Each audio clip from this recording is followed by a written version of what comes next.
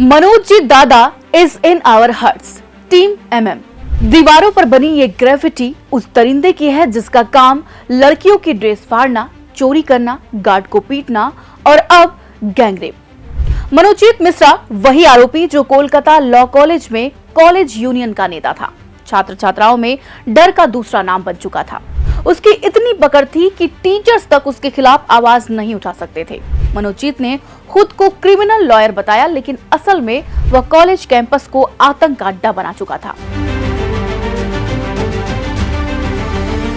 25 जून को शाम 7 बजे पीड़िता को मनोजीत, प्रमित मुखर्जी और जैब अहमद ने कॉलेज यूनियन रूम में बुलाया। यहाँ गौर करने वाली बात यह है कि उस वक्त क्लास बंद हो चुकी थी और गेट भी बंद होना चाहिए था, लेकिन वहाँ ऐसा कुछ नहीं था। यहाँ सवाल खड़ा होता है कि फिर ये लड़के कॉलेज में कैसे रुके थे। बहरहाल पीड़िता ने बताया कि वहाँ उससे कहा गया टीएमसी में वफादारी साबित करो। जब उसने मना किया तो उसे जबरन दूसरे कमरे में घसीटा गया और गैंग रेप किया गया। वीडियो भी बनाया गया और उसे धमकाया गया कि अगर किसी को बताया तो अंजाम बुरा होगा। पुलिस जांच में सीसीटीवी फुटेज ने इस कहानी की पुष्टि की है। अब जरा एक नजर मनोजीत के कैरियर पर डालते हैं। मनोजीत 2007 में कोलकाता लॉ कॉलेज में दाखिल हुआ। 2012 तक डिग्री पूरी होनी थी, लेकिन बीच में ड्रॉप आउट कर गया। फिर 2017 में फिर से एडमिशन लिया और 2022 में पास आउट हुआ। 2017 में उसने खुद को टीएमसी की स्टूडेंट विंग टीएमसीपी का लीडर बताना शुरू किया।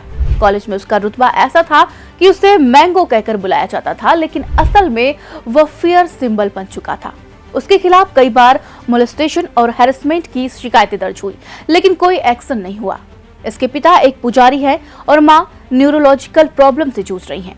पिता ने खुद बताया कि वो बेटे से नाता तोड़ चुके हैं क्योंकि वह झगड़ों, गुंडागर्दी और राजनीति में ही लगा रहता था। 4 साल से वो घर से अलग रह रहा था। मनोजीत पर पहले भी कई केस हैं। 2019 में लड़की की ड्रेस फाड़ना, 2022 में महिला से छेड़छाड़, 2024 में कॉलेज गार्ड को पीटना, चोरी, हमला और मॉर्फिन जैसे आरोप भी। लेकिन हर बार जमानत पर छूट गया।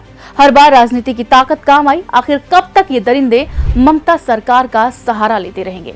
इस मामले पर ममता सरकार की ढिलाई साफ नजर आ रही है और वह कह रही है, हमें तो पता ही नहीं था, वो हमारे साथ था। अरे भाई, इतने सालों तक कॉलेज यूनिट का लीडर कौन था? ये कोई पहला मामला नहीं था। पिछले साल भी कोलकाता अस्पताल में डॉक्टर के रेप मर्डर के बाद बड़े पैमाने पर विरोध हुआ था, लेकिन इस बार पीड़िता ने हिम्मत दिखाई और रिपोर्ट दर्ज कराई।